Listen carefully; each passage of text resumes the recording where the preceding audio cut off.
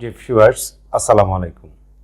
I hope you all are well and sound wherever you are. You are welcome to the Magic Learning English.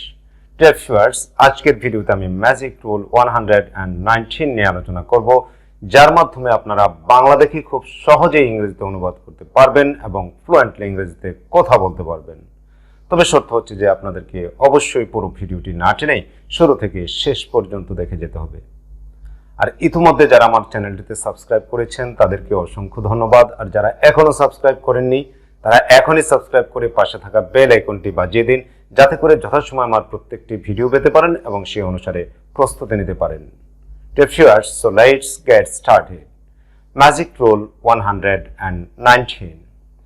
কোন বাংলা বাক্যে যোগ্যতা বা সামর্থ্য অর্থে কর্তা কি কোনো কিছু করতে পারবে, বলতে পারবে, যেতে পারবে, আসতে পারবে, নিতে পারবে, দিতে পারবে ইত্যাদি প্রশ্ন যুক্ত থাকলে এগুলোর ইংরেজি করার সময় গঠন হবে এরূপ। গঠন shall বা will plus subject plus be able to plus মূল ভার্বের present form plus extension. Note, এক্ষেত্রে সাবজেক্ট ফার্স্ট পারসন হলে shall বসে এবং অন্য সকল পারসনে will বসে।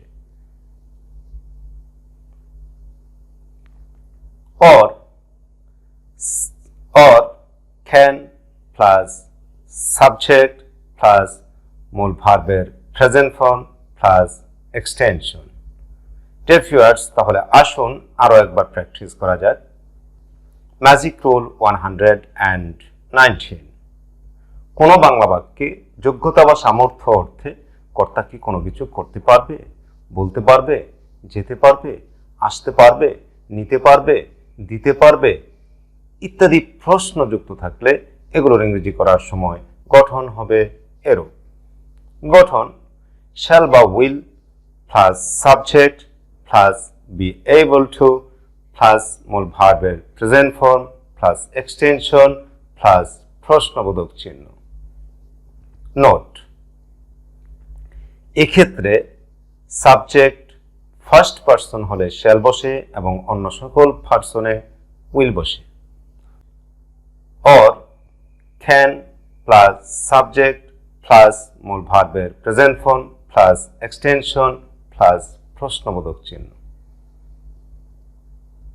Magic rule 119।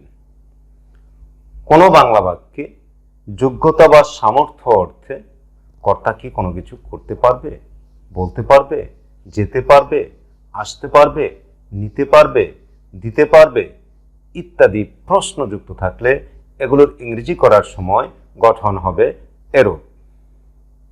গঠন shall বা will plus subject plus be able to plus মূল ভার্বের present form plus extension plus প্রশ্নবোধক চিহ্ন।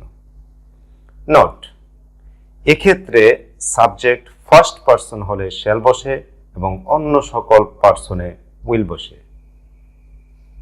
or can plus subject plus মূল ভার্বের present form plus extension plus প্রশ্নবোধক চিহ্ন। ডিয়ার ভিউয়ার্স, তাহলে আসুন উদাহরণের মাধ্যমে বিষয়টিকে ক্লিয়ার করে নেওয়া যাক। যেমন, আমি কি কাজটি করতে পারবো?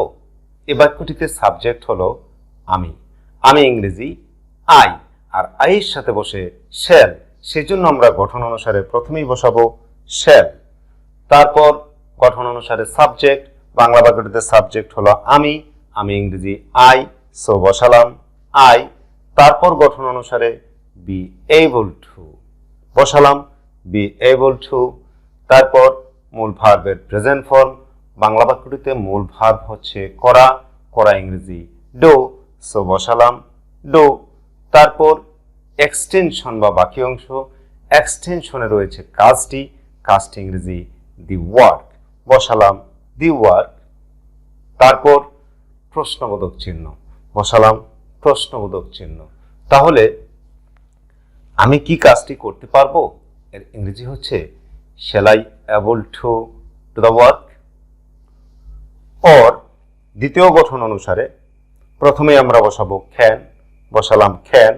তারপর সাবজেক্ট, বাংলা বাক্যটিতে সাবজেক্ট হলো আমি, আমি ইংরেজি আই বসালাম আই, তারপর মূল ভার্বের প্রেজেন্ট ফর্ম, বাংলা বাক্যটিতে মূল ভার্ব হচ্ছে করা, করা ইংরেজি ডো, বসালাম ডো।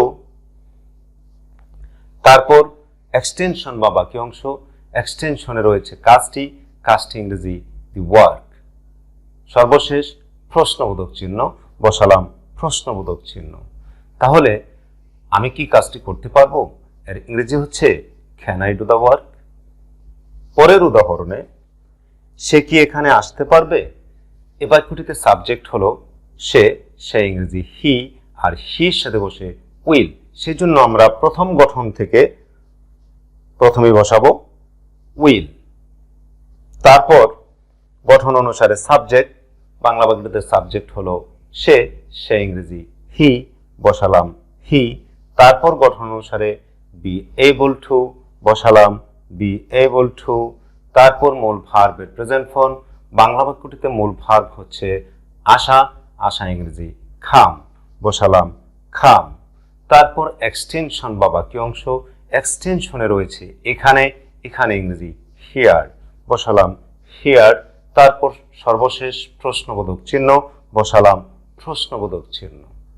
তাহলে সে কি এখানে আসতে পারবে, এর ইংরেজি হচ্ছে will he be able to come here. ওর দ্বিতীয় গঠন অনুসারে প্রথমে আমরা বসাবো ক্যান, বসালাম ক্যান। তারপর সাবজেক্ট, বাংলা বাক্যটিতে সাবজেক্ট হলো সে, সে ইংরেজি হি, বসালাম হি। তারপর মূল ভার্বের প্রেজেন্ট ফর্ম, বাংলা বাক্যটিতে মূল ভার্ব হচ্ছে আসা, আসা ইংরেজি খাম, বসালাম খাম। তারপর এক্সটেনশন বা বাকি অংশ, এক্সটেনশনে রয়েছে এখানে, এখানে ইংরেজি হিয়ার, বসালাম হিয়ার।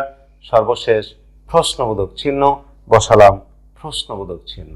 তাহলে সে কি এখানে আসতে পারবে, এর ইংরেজি হচ্ছে can he come here. Dear viewers, আশা করি আপনারা এই রুলটি আয়ত্ত করতে পেরেছেন এবং এটি ব্যবহার করে এই ধরনের শত শত ইংরেজি বাক্য তৈরি করতে পারবেন এবং সেগুলোকে দৈনন্দিন জীবনে ব্যবহার করতে পারবেন।